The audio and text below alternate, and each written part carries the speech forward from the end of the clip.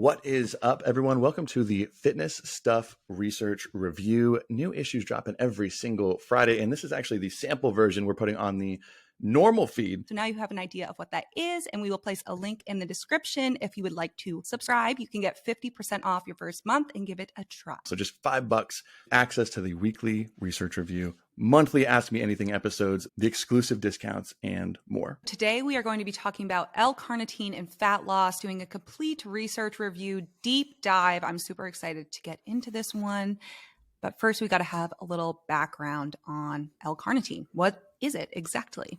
It's actually one of the first supplements that comes up in the conversation when talking about fat-burning supplements, which Tony and I just love so much, along with caffeine, yohimbine, some others, and a lot of people have questions about it. So it's an amino acid derivative produced in the body and is also found in foods, mostly meat. This is a really interesting compound because there are several mechanisms in the body having to do with fat loss, muscle building, performance, cognition, and fertility that involve L-carnitine. You may see it in this bottle. I've never seen that L-carnitine bottle. Well, and I was going to say too, carnitine in the body, something that again is produced in the body. The supplements can be all these different forms. The most common one that we're going to mostly focus on today is LCTL, or L-carnitine L-tartrate. This is the liquid bottle. This, I think, is the most common one found on Amazon, but you can also take it in pill form as well. But we'll talk about the different methods in just a little bit too. So people do have carnitine deficiencies, and treating deficiencies usually produces the greatest outcomes. Zinc, testosterone, for example. This is common just with any deficiency. When you treat it, you're going to have beneficial outcomes. Unlike several, though, more common vitamins and minerals that people show common deficiencies in, like magnesium, vitamin D, zinc, carnitine deficiencies are rare. This is because our bodies don't need a lot to maintain healthy levels. But research does show that carnitine deficiencies are fairly common among the elderly and people who don't eat meat. Yeah. And I think that's a big highlight too, the deficiency piece, because most of the research used on these bottles being sold is research shows fat loss, research shows reducing fatigue, all this stuff. It's like if you are deficient is usually left out. Like zinc, for example, so many people are claiming that it boosts your testosterone, which it does a phenomenal job at if you're deficient in zinc through your diet and in your body. But if you have normal, healthy levels, supplementing with zinc does almost nothing to you. So that's what we're going to clarify today when we're kind of navigating this. So the question that we're trying to answer is supplementing with oral L-carnitine worthy of a place in your stack, with fat loss being the main goal? And are there any other legitimate uses for L-carnitine? And there's a few things we have to look at before we dive into the research, because there is plenty on fat loss, on muscle building, on muscle damage and soreness, on fatigue, on fertility, on all these things. There's plenty of research out there, but there's a few big things that I think a lot of research looks past. And that's something that we wanted to bring forward today. And the first, and in my opinion, biggest concern when you take it as an oral supplement is its bioavailability. Bioavailability being the efficiency with which a dietary component is really used in the body. So how much are you taking versus how much is getting used? L-carnitine in food, and mostly meat sources, isn't found at super high levels, but even the bioavailability of that is about 54 to 87% found in this research paper. But the bioavailability when you take it as an oral supplement is only about 14 to 18% of the dose taken. And that is a massive, massive red flag going off, because research typically doesn't account for this. So if you scale this up, you would need doses of higher than 3,500 to 4,000 milligrams on a daily basis just to get a somewhat effective dose. And most pills you'd be taking anywhere from 6 to 16 of in these supplements, where if, you just take the recommended dose given on these bottles, you're taking 2, maybe 4 pills, you're hardly digesting any of that. That's the biggest concern I wanted to cover before we go into it. And we are going to look at doses as we go on. The second, and this is more of a preliminary red flag, one byproduct is if you're taking L-carnitine orally, and this was found in a pretty large study done over the course of 6 months. These individuals were taking doses as high as 4,000 milligrams per day, that it drastically increases something called TMAO, a metabolite produced in and by gut bacteria. TMAO got a big boost in popularity when some of those Netflix documentaries demonizing red meat, and they found that TMAO at higher levels can actually increase instances of cardiovascular problem, all-cause mortality, high blood pressure, all these different pieces.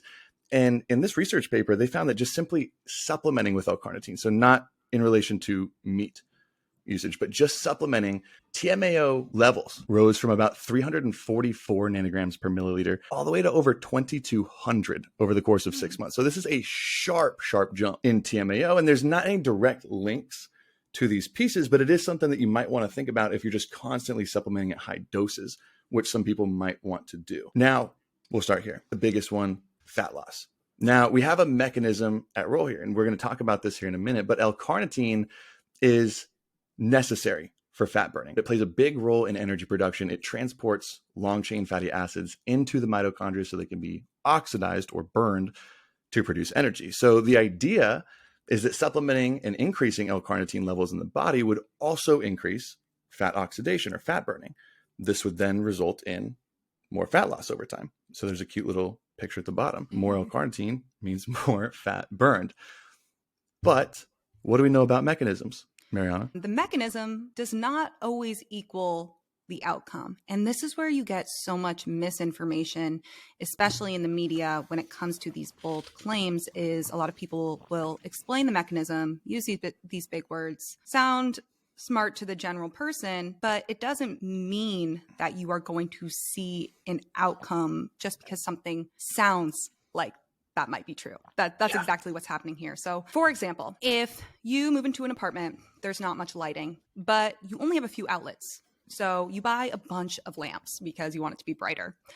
Your apartment is filled with lamps, but you only have a few outlets. So just because you bought all of these lamps, now you just have a bunch of loose plugs hanging out, not plugged into an outlet. So you're not going to get the outcome you desired of a very bright apartment because you had no place to plug in these lamps.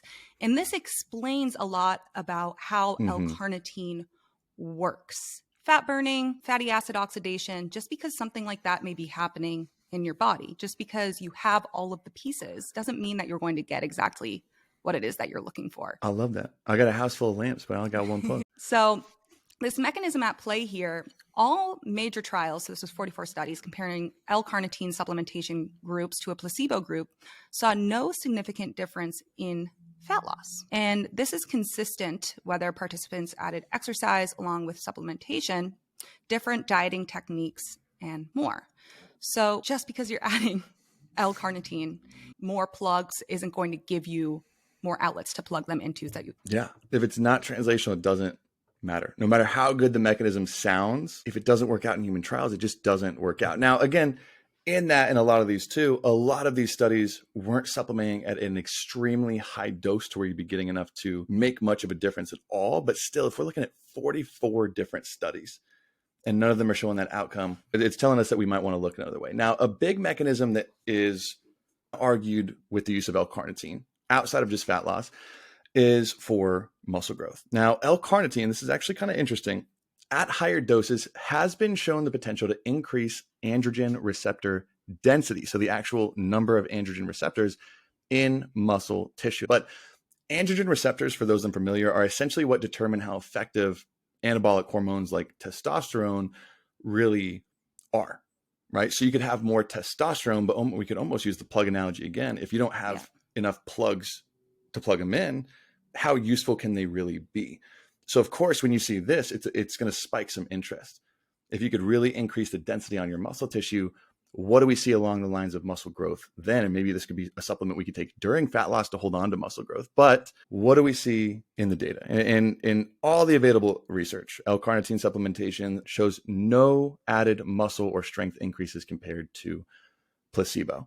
There was one, and I want to put this as a caveat, one small study to show a small increase in muscle density, but that was in the elderly, one of the populations along with vegans and plant-based dieters that might see a potential deficiency in carnitine in their body. Now, there might be a future here with higher doses since there's not a ton of research looking directly at muscle growth, but from everything we have right now, it's not looking too hot. So there's still that mechanism at play that might be worth exploring later, But as of right now, it's just not enough to base, especially with oral supplementation. Yeah, and then we get into performance. And although certain supplements mark L-carnitine for an aid in performance in the gym, 3 studies have all shown it has no effect on power output. 2 studies done show that it has no effect on strength and weight training. 2 studies done show no effect on aerobic or anaerobic performance. And we still run into the dosing issue here, but there's not a lot of promise when it comes to L-carnitine improving performance in any sort of training. But you know what does? Creatine. I instantly thought of that. I'm like, why are we even having why are people still so confused about this? Just start recommending creatine instead, because it can help with performance. Yeah. And I promise, and people are like, why are we even reviewing all this? Because there's a bountiful amount of research done with L-carnitine, and the majority of it is just not that interesting. It doesn't show that much, but we're going to lead into some bigger ones here coming up next, especially with cognition to start, I think. So another common claim for L-carnitine to help focus and reduce mental fatigue through the day. There have been 4 studies done that show that ALCAR, acetyl L-carnitine, can help improve symptoms of fatigue. But these were either done in centenarians, so this is people over 100 years old. I didn't even know that they had their own name, which is pretty cool. They got a group. But individuals who suffer from chronic fatigue syndrome or have a carnitine deficiency, none in healthy adults. It's not really going to be effective for the general population. Working memory, verbal memory, and reaction time also have no evidence supporting improvement if carnitine levels are already at a healthy range. So anecdotally, people report improved cognition, but as of now, the research shows otherwise. Yeah. And I think that's a big one. Anecdotally, people do claim, especially I think cognition is one of the biggest claims I've seen anecdotally. So it's not saying there's absolutely nothing there, but all the research, again, on healthy adults, it really doesn't show any measurable increases. Now, the 2 that you actually might see some benefit or some change in, first being fertility. And this is mainly speaking in men. At least that's what the research looks at. Now, this isn't usually advertised for L-carnitine supplementation, even though it's funny because this is one that seems to have the largest effect. There have been over 15 studies published showing that it improves sperm quality, seminal motility, and sperm count, along with 5 studies showing improved sexual function and erection quality in men, and a strong meta-analysis showing improved rate of pregnancy in men suffering from low sperm count. Now, I do want to highlight that most of, not all, but most of this research provided is in men who suffer from infertility or low sperm count, but there is promising data in pieces of those studies where normal functioning healthy adult males